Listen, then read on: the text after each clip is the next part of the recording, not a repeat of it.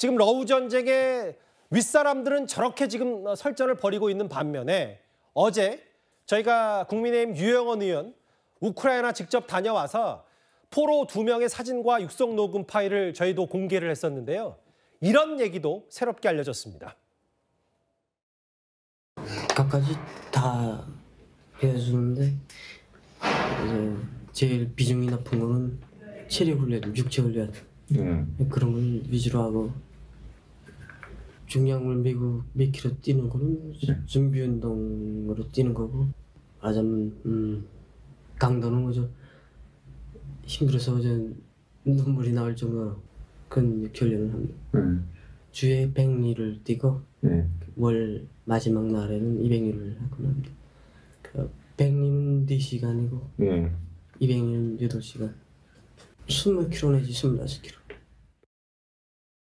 어제 저희가 미처 못 다뤄뒀던 이 얘기, 김국엽 보좌관님도 오랜만입니다. 여기 보면 소총수 백모 씨 본인의 얘기는 군장, 배낭을 메고 한 주에 40km씩 그 마지막 날에는 80km를 8시간에 뛴다. 뭐 완전 군장하면 20에서 25km, 25kg 되니까 눈물이 나올 정도라. 이렇게 혹독한 훈련을 북한에서 받았던 것 같아요.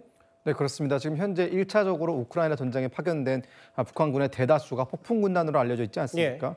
저 병사가 증언하는 바는 현재 폭풍군단의 훈련량을 보여주고 있는 것 같습니다.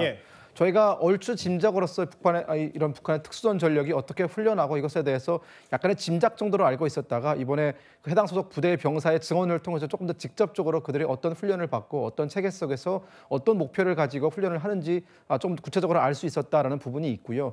저 부분에서 저희가 중요하게 살펴봐야 되는 것은 저들이 주에 이제 뭐 100리를 뛰고 뭐 마지막에는 200리를 뛰고 이렇게 한 것이 폭풍군단의 원래 목적인데 이게 주로 산을 통해서 이루어지는 훈련이거든요. 산악을 타면서 이제 한국의 후방으로 침투해서 교란을 하기 위한 그런 훈련인 것인데 북한의 1차 파병 병력이 상당히 심한 손실을 입은 것은 이 우크라이나 전장의 환경이 그들이 북한에서 훈련을 받았을 때의 환경과 전혀 달랐기 때문에 즉 거대한 평야에서 대규모 포병 부대의 공격을 받으면서 그리고 드론 부대로부터 직접적인 타격을 받으면서 진행해야 했던 그런 전투였기 때문에 상당 부분의 피해가 발생한 것이 아닌가라는 그런 생각도 동시에 들고 있습니다. 근데 제가 이 얘기를 김국엽 보좌관과 나누면서 문득 든 생각이 뭐냐면 저희가 작년 말에 한창 이 얘기 러우 전쟁에 파병된 북한군 얘기를 했을 때 북한군의 키가 한 160cm도 안 되고 몸무게도 5, 60kg 정도라고 저희가 전해드렸었는데 아니 80km를 8시간에 뛰고 군장 메고 밥도 제대로 못 먹는데 이게 가능한 일이에요?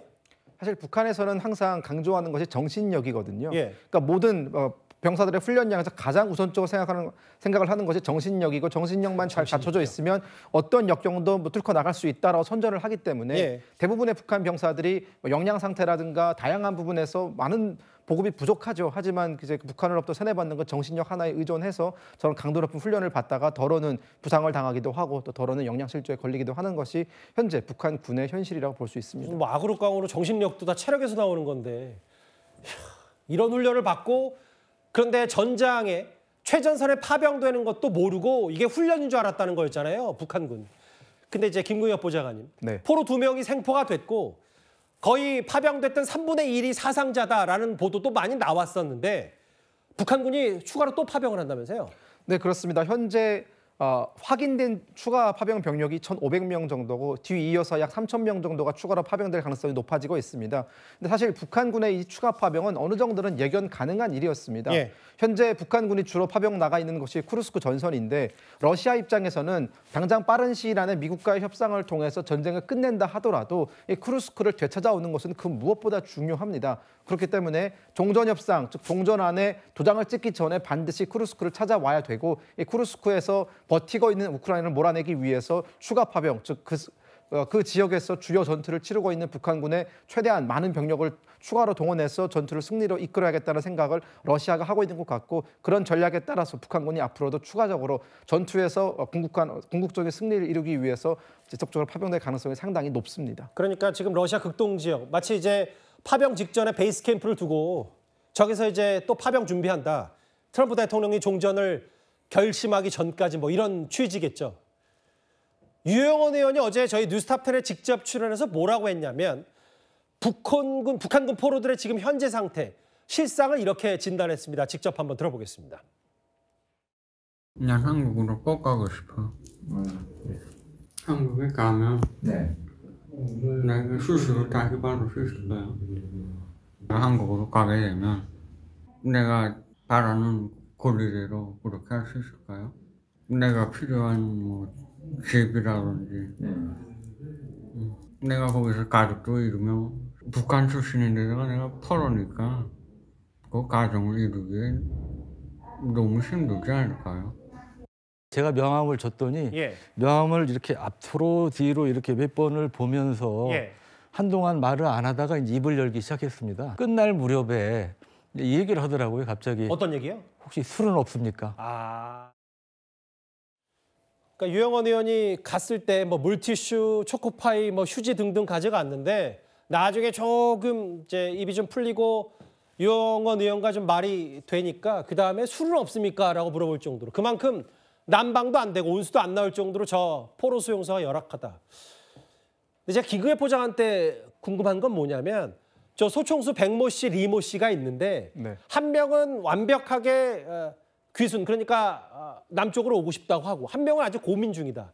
미리 탈북한 사람으로서 네. 한 명이 왜 여전히 고민을 하고 있다고 보세요?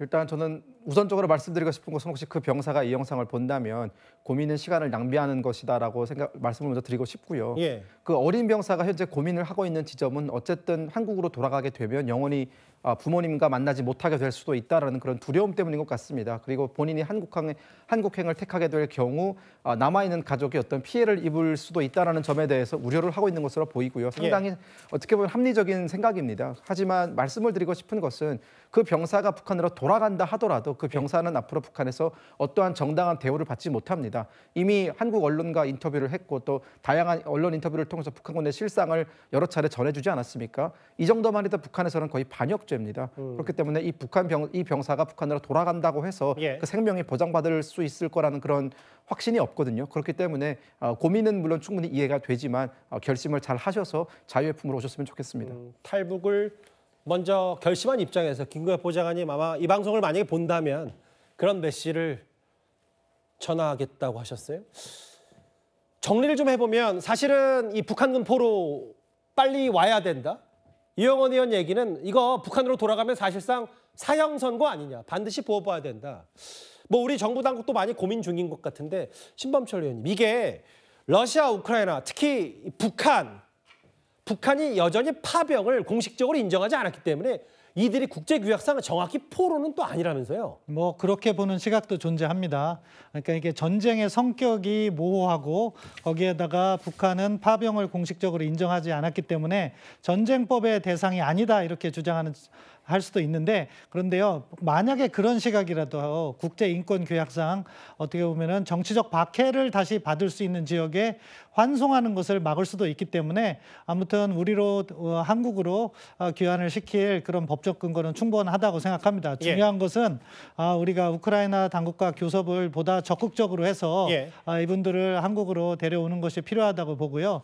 그러한 과정이 쉽지만은 않을 거예요. 왜냐하면은 우크라이나는 또 러시아를 상대하면서 전반적인 포로 송환 이런 문제도 있기 때문에 쉽게 허락은 하지 않겠지만 우리가 더 많은 노력을 통해서 대한민국으로 데리고 와야 된다고 생각합니다.